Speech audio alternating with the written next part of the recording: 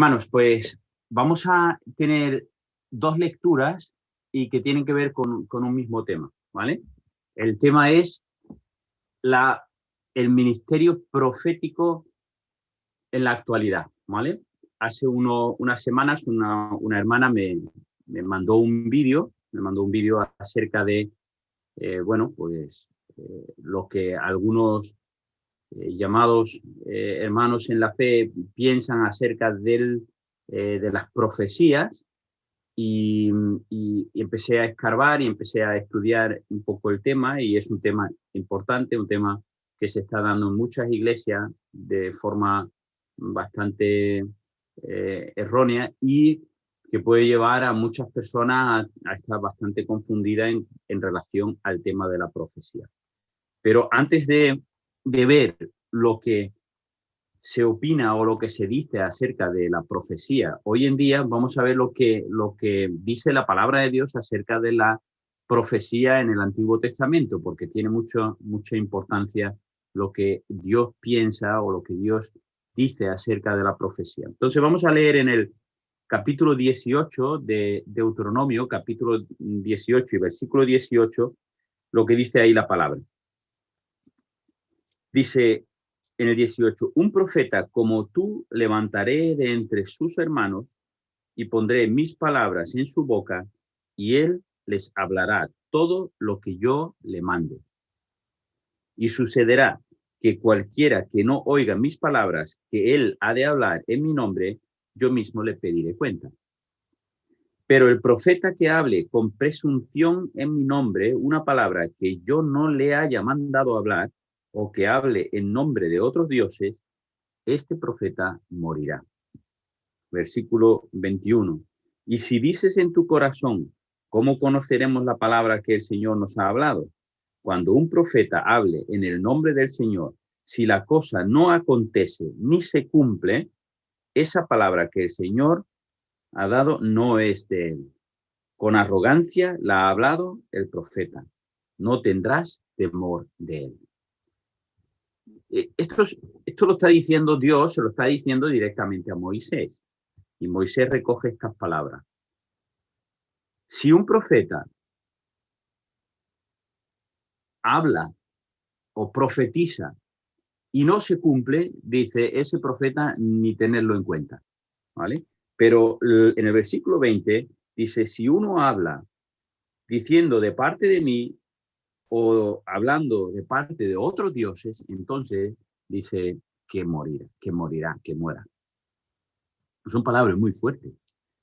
Y esto viene a cuento, ¿por qué? Porque, mirad, como sabemos, hace unos meses, ¿verdad? Hubo toda la polémica del traspaso de poderes en Estados Unidos, ¿no? No podéis ni imaginar la de vídeos que hay pululando por internet de supuestos maestros y profetas cristianos, evangélicos, o llámalo como queramos llamarlo, que han profetizado públicamente y lo han expuesto a los cuatro vientos, de que Dios le había hablado de que Donald Trump iba a seguir siendo presidente. Y claro, pues toda esta gente se han equivocado. Entonces, según lo que dice el Antiguo Testamento, este profeta que ha profetizado algo que no se ha cumplido, no tenemos que echarle cuenta, por supuesto, e incluso en el peor de los casos, como dice aquí en Jeremías, que muera, ¿no? Entonces, bueno, vamos a ir ahora al capítulo 23 de Jeremías. Y aquí otra vez está hablando de los profetas. Así dice el Señor de los ejércitos. No escuchéis las palabras de los profetas que os profetizan. Ellos os conducen hacia el vano, os cuentan la visión de su propia fantasía, no de la boca del Señor. Dicen de continuo a los que me desprecian, el Señor ha dicho. Tendréis paz, y todo el que anda en la terquedad de su corazón dicen, no vendrá calamidad sobre vosotros. Pero ¿quién ha estado en el consejo del Señor y vio y oyó su palabra? ¿Quién ha prestado atención a su palabra y la ha escuchado? He aquí, la tempestad del Señor ha salido con furor, un torbellino impetuoso descargará sobre la cabeza de los impíos. No se apartará la ira del Señor hasta que haya realizado y llevado a cabo los propósitos de su corazón. En los postreros días lo entenderéis claramente. Yo no envié a esos profetas, pero ellos corrieron y no les hablé, mas ellos profetizaron. Pero si ellos hubieran estado en mi consejo, habrían hecho oír mis palabras a mi pueblo y les habrían hecho volver de su mal camino y de la maldad de sus obras. Yo soy un Dios de cerca, declara el Señor, y no un Dios de lejos. ¿Pondrá alguno con esconderse en escondites de modo que yo no lo vea? Declara el Señor. ¿No lleno yo los cielos y la tierra? Declara el Señor. He oído lo que dicen los profetas que profetizan mentira en mí diciendo, en mi nombre, diciendo, he tenido un sueño, ¿no? Lo repite 2 veces. Y esto lamentablemente hay mucho hoy, ¿no? El Señor me ha hablado en un sueño, el Señor me ha dado una visión, el Señor me ha dado esto y lo otro. Pero que tratan de que mi pueblo se olvide de mi nombre con los sueños que se cuentan unos a otros, tal como sus padres olvidaron mi nombre a causa de Baal. Aquí la profecía de estos que dicen que han tenido un sueño, que Dios les ha hablado, al final lo que lleva al pueblo es a más idolatría, a más idolatría. No es mi palabra como fuego, declara el Señor en el 29, y como martillo que despedeza la roca. Por tanto, he aquí, estoy contra los profetas, declara el Señor, que se roban mis palabras el uno al otro. He aquí, estoy contra los profetas, declara el Señor, que usan sus lenguas y dicen, el Señor declara. He aquí, estoy contra los que profetizan sueños falsos, declara el Señor, y los cuentan y hacen errar a mi pueblo con sus mentiras y sus presunciones, cuando yo no los envié, ni les di órdenes, ni son provecho alguno para este pueblo, declara el Señor. Vamos a dejarlo ahí, sigue, pero no quiero entrar en más detalles. Hoy en día, el don de profecía, o lo que en la mayoría de las iglesias se predica como el don de profecía, no tiene nada que ver con la profecía que vemos en la palabra de Dios. Hoy en día el don de profecía se identifica como la práctica de hablar de parte del Señor trayendo una palabra divina para otra persona, para otra iglesia o para alguna circunstancia. Y no se trata en absoluto hoy en día de aplicar lo que es la palabra de Dios y exponerla y aplicarla a la vida de los hermanos de la iglesia, de la circunstancia por la que está viviendo. Entonces, más bien el don profético hoy en día, entre comillas, se considera como que Dios sigue usando a ciertas personas para darle una palabra que no está en la palabra, es una palabra nueva, una palabra, como ellos dicen, viva y fresca, para guiar a esa persona o a esa iglesia a hacer la supuesta voluntad del Señor, pero una voluntad que no está revelada en la palabra, una voluntad nueva, algo fresco, algo distinto.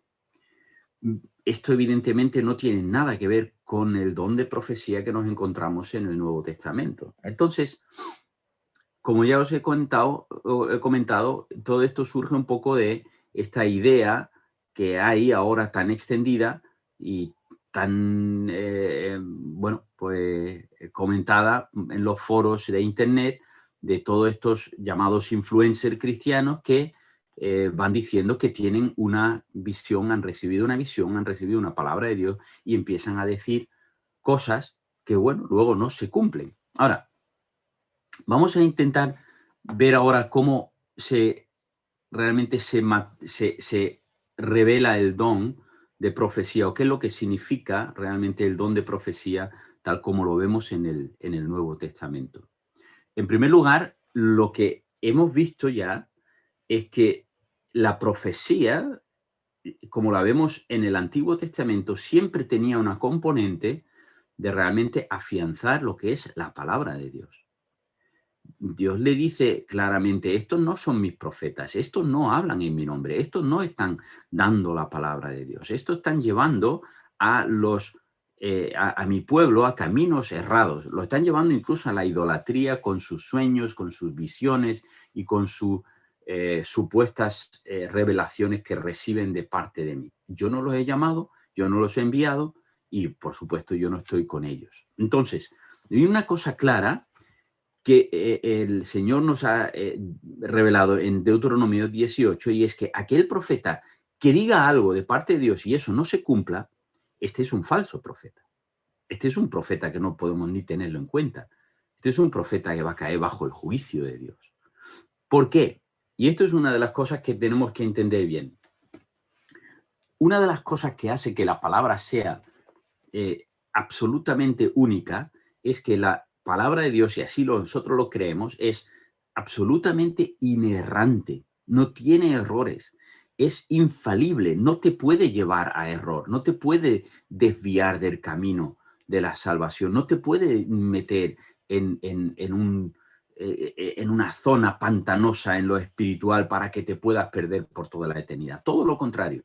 La Biblia, la palabra de Dios, es infalible, es inerrante, no contiene error, no puede llevarte a error. Por eso es absolutamente autoritaria y autoritativa, porque no tiene ningún tipo de error. Entonces, cuando un profeta dice hablar de parte del Señor y esa profecía no se cumple, está diciendo: yo he expuesto una palabra de parte de Dios que resulta ser falible. Y esto es imposible. Es absolutamente imposible. Dios no puede errar, Dios no se equivoca. Por lo tanto, quien habla de parte de Dios no puede decir algo que pueda estar errado, ¿vale? Y esto es lo que hemos visto ahora recientemente con las elecciones en Estados Unidos. Montones de supuestos profetas que salen a la palestra y decir: no, Donald Trump va a seguir en la Casa Blanca. ¿Se han equivocado todos? ¿Cuántos de ellos se han arrepentido y han dicho: perdonad, pero me he equivocado? Solamente uno. De todos los cientos de vídeos que hay en internet, solamente un supuesto pastor profeta ha cogido y ha dicho: me he equivocado. He dicho algo que no estaba bien. Y he dicho algo por mi propia cuenta y no era la voluntad de Dios. Todo lo demás, ninguno se arrepiente. ¿Por qué? Porque hoy en día en las iglesias se considera que uno puede profetizar, traer una palabra supuestamente nueva, fresca de parte de Dios, sin consecuencia, sin que eso tenga que estar cumpliéndose o no, sino que es simplemente una palabra nueva y puede ser falible. Esto iría absolutamente en contra del carácter de Dios, porque en él no hay absolutamente ninguna imperfección. Así que cuidado con esto, porque nos lleva por camino que podemos perdernos. Entonces, en el Nuevo Testamento, digamos, ¿cuál es la base en el Nuevo Testamento que utilizan los que entienden que el don de profecía sigue siendo un don vigente y que sigue siendo un don que todos debemos anhelar? Bueno, pues el texto en 1 Corintios 14:1, que dice: procurad alcanzar el amor, pero también desead ardientemente los dones espirituales, y ahora dice Pablo, sobre todo, que profeticéis. Y ahí es donde se agarran. Este es el don que tenemos que anhelar ardientemente. Este es el don que todos debemos de tener, porque este es el más importante, el más grande de todos los dones. Cuidado. Estamos desenfocando evidentemente este versículo y sacándolo fuera de contexto. El contexto del capítulo 12, el capítulo 13 y el capítulo 14 tiene que ver con los dones espirituales. Estamos hablando en Corinto, donde había una iglesia que en el culto reunido había un montón de desorden, y Pablo está poniendo las bases para que ese desorden sea reconducido y sea puesto en orden, esa celebración del culto reunido allí en la iglesia de Corinto. Y él tiene que hablar de aquellos que se emborrachan en la cena del Señor, de los que comen y no dejan comer a los demás, en fin, todas estas cosas, ¿verdad? Luego está el don de lenguas, que evidentemente en Corintio tenía que ver con la influencia del oráculo de Delfos, y todos pues en el culto pues hablaban en lenguas. Evidentemente nadie se enteraba y Pablo tiene que decir: pero esto es una locura, porque si entra alguien que no es creyente y os escucha a todos hablar en lengua que nadie se entera y nadie interpreta, pues el tal no creyente pues evidentemente no sale de ahí. Y en este contexto dice, el don de profecía es más importante. ¿Por qué? Porque por lo menos si alguien profetiza, los creyentes son edificados y el que venga de fuera no lo considera una locura, porque eso sí que lo entiende. Ahora, ¿qué es el don de profecía? ¿Qué es la profecía en el sentido que estamos viendo revelado en el Nuevo Testamento? Y ya hemos visto en el Antiguo Testamento que tenía que ver evidentemente y muy marcadamente con la palabra de Dios, que uno tenía que dar delante a los demás por parte de Dios. Y Dios era muy cuidadoso a la hora de seleccionar a sus profetas. De hecho, a Moisés le dice, levantaré a uno de en medio de ti, a un profeta que hablará, ¿no?, en tu nombre. Y ahí está haciendo una referencia clara a Cristo Jesús.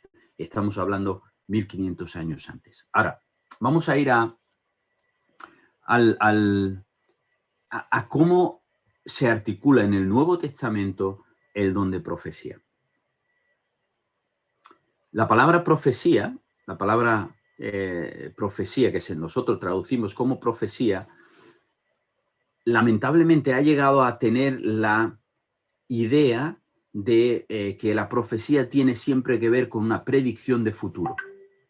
Y esto no es así. La palabra profecía en el original se usaba preferentemente como heraldar, proclamar, predicar, decir, hablar de parte de.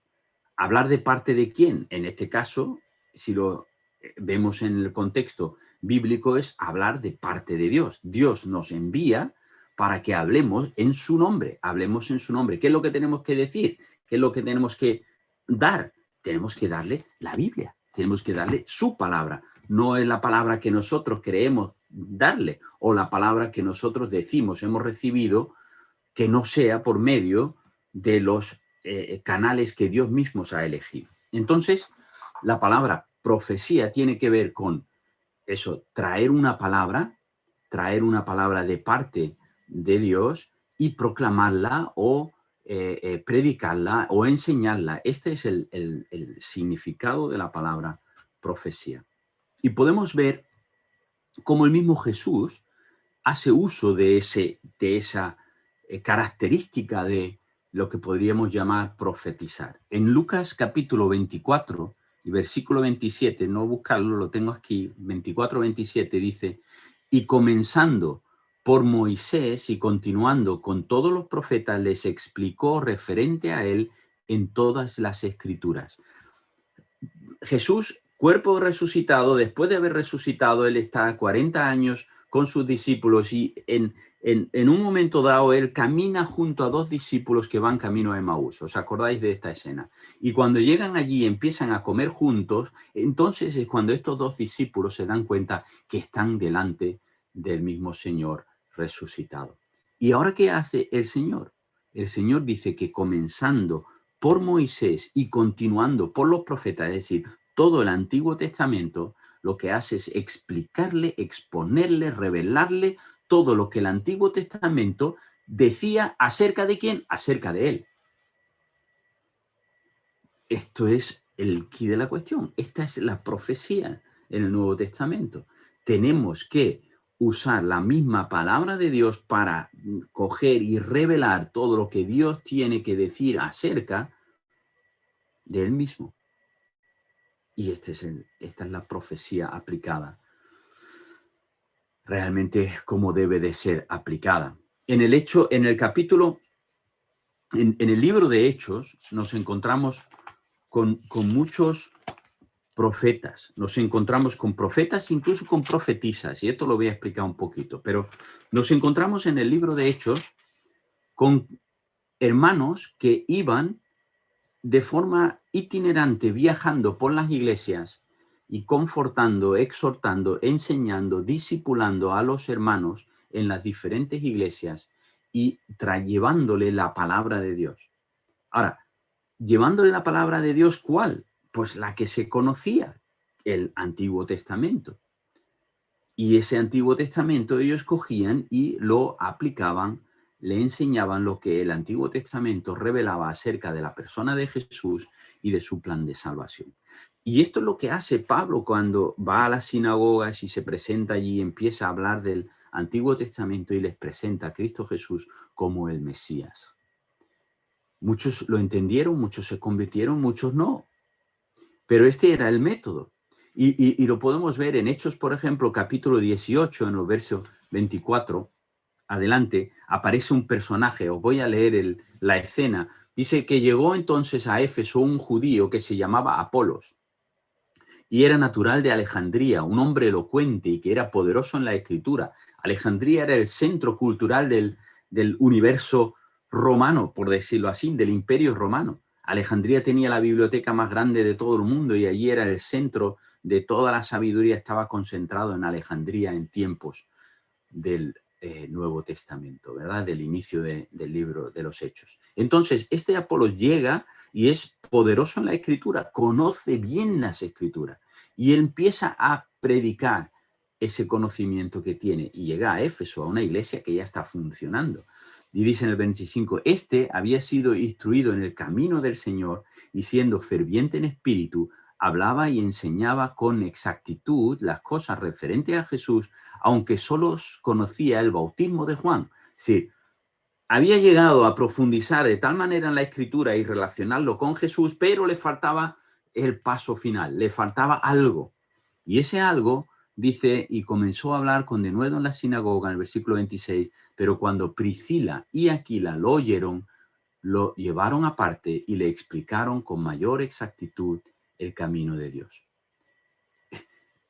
Aquila y Priscila, Priscila y Aquila, nombra primero a la mujer, porque seguramente ella tendría mucho más don de enseñanza para acoger a Apolos, que era un hombre poderoso en la escritura y con toda dirección de parte del Señor, explicarle con más exactitud, dice la palabra, el camino del Señor. Y esto, hermano, Apolo lo recibe con humildad y es instruido.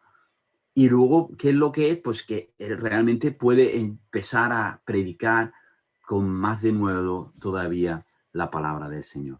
Esto es profecía, esto es aplicar la profecía. Esto no tiene nada que ver con predecir el futuro. Sí, que la palabra profecía tiene una componente de futuro, vale, de acuerdo. Lo encontramos en el Antiguo Testamento, los profetas del Antiguo Testamento en un 5 al 10% de su escrito son futuro, con un alcance futuro, pero nada más. El Apocalipsis tiene una parte del pasado, del presente y el resto es futuro, ¿vale? Pero no es solamente, profecía no tiene nada que ver, no tiene solamente que ver con el futuro. En el capítulo 21 y en el versículo 9 dice Pablo que él encontró en Cesarea a Felipe, el evangelista, y él tenía 4 hijas, doncellas, que profetizaban. Hermano, otra vez la misma palabra. ¿Qué hacían estas chicas? Estoy convencido que tiene que ver con enseñar, discipular y proclamar, aplicar la palabra de Dios conocida en ese momento a aquellos que se acercaban a escucharlas. Esto, hermano, no anula el hecho de que Pablo enseñe que las mujeres en la congregación se callen y que no ejerzan autoridad sobre el varón. Cuidado, no podemos sacar de este versículo, que es un simple versículo en el que Pablo está contando su testimonio de por dónde pasó cuando se convirtió, ¿verdad? A sacar de aquí una normativa, de decir, mira, ve, como las doncellas, las hijas de Felipe profetizaban, pues todas las mujeres pueden profetizar y por lo tanto pueden predicar y hablar en los cultos. No estamos hablando de eso, no saquemos las cosas de contexto. Estaría en contra de lo que Pablo está enseñando en Corintio y lo que está enseñando en Timoteo y en Tito. Entonces, no podemos sacar esas conclusiones. Lo que sí podemos sacar la conclusión es que en aquellos tiempos de Hechos, al principio, cuando todavía no existía el Nuevo Testamento, y esto es clave, ¿por qué existían los profetas que se movían por las iglesias? Porque no existía el Nuevo Testamento. No estaban todavía los escritos apostólicos circulando por las iglesias.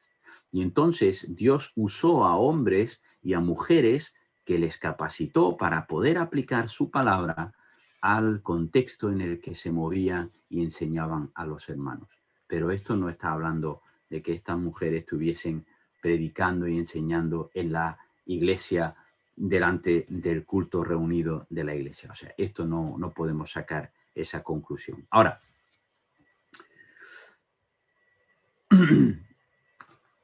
en Primera de Juan, y aquí hay un cambio en el tiempo del libro del Nuevo Testamento. Pensad un momento en esto. Cuando Juan escribe sus cartas y escribe su evangelio, y luego al final termina escribiendo Apocalipsis cuando ya estaba en Patmos allí exiliado, estamos hablando del principio de la década del año 90 después de Cristo. Pablo seguramente llevaría ya cerca de 30 años muerto. Pedro igual. Casi ya podemos concluir que igual no había ya ninguno de los apóstoles, excepto Juan, ya con vida. Han pasado más de 2 décadas, casi 3 décadas, desde que los últimos apóstoles escribieran sus escritos. Lucas ya no estaba, y todos estos hombres que escribieron parte del Nuevo Testamento. Pero lo que sí podemos saber es que en tiempos de Juan ya circulaban los escritos apostólicos por las iglesias. Las cartas se copiaban y se mandaban de una iglesia a otra. Pedro habla de las cartas de Pablo. Las cartas de Pedro seguro que estarían circulando. Incluso del libro de Hebreos, que la iglesia primitiva, los primeros padres de la iglesia ya lo consideraban y no sabían a quién atribuirle.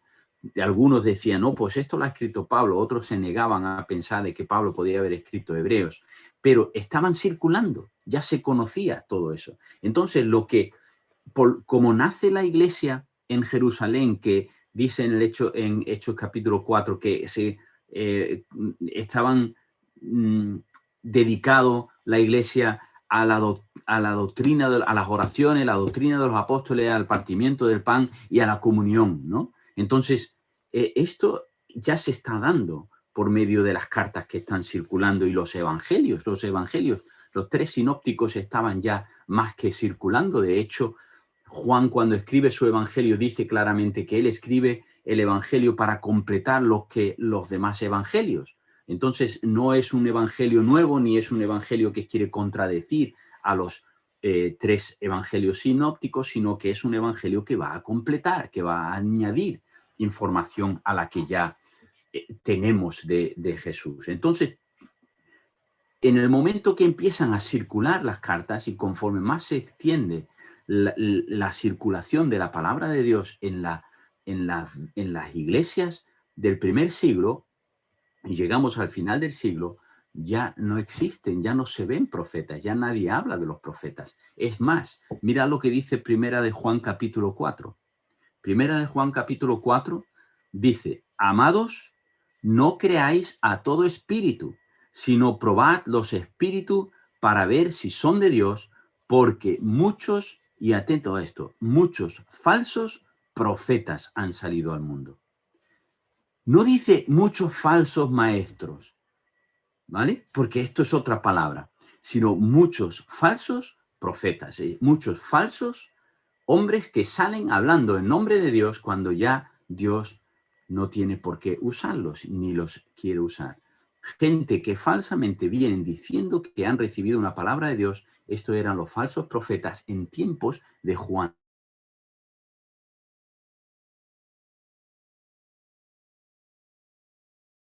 Nuestra realidad. Estamos viendo un auge de toda esta falsa profecía, de tanta gente que vienen diciendo y hablando en nombre de Dios y en nombre de Jesús y declarando en nombre de Jesús y esto, y tengo una visión y para arriba y para abajo, y tenemos que tener mucho cuidado porque esto nos lleva a caminos errados. Y esto es lo que decía Dios en Jeremías, ¿verdad? estos profetas nos llevan a la idolatría, nos llevan a escuchar lo que ellos tienen que decir, pero no nos llevan a profundizar en la palabra de Dios, que es la revelación del Dios Altísimo, que es donde deberíamos de tener nuestros nuestros 5 sentidos puestos, en realmente sacar de la palabra de Dios, conocer la palabra de Dios y sacar de ella todo lo que Dios quiere para nuestras vidas y cómo nosotros podemos vivir nuestra vida de tal manera que lo podamos glorificar, ¿no?, en nuestra vida. Así que esta es la conclusión. Tenemos que profundizar en las Escrituras y no tenemos que estar oyendo a nadie que venga diciendo, Dios me ha dado una palabra. Mira, Dios ya ha dado todas las palabras. Todo lo que Dios tenía que decir, todo lo que Dios quería revelar al hombre para que pudiera ser salvo, para que pudiera vivir de tal manera que su vida glorifique a Dios, lo encontramos aquí. Es su palabra infalible, inerrante. De aquí tenemos que sacar lo que Dios quiera para nuestras vidas. Pero si alguien viene diciendo, ha recibido una visión, he recibido palabra de Dios, cerrar las puertas, no volver a abrirle, no, sacarlo de vuestra vida, no dejarlo ni siquiera acercar. Como Judas decía, algunos aborreced hasta la ropa que ha tocado su cuerpo, ¿no?, y su carne, ¿no?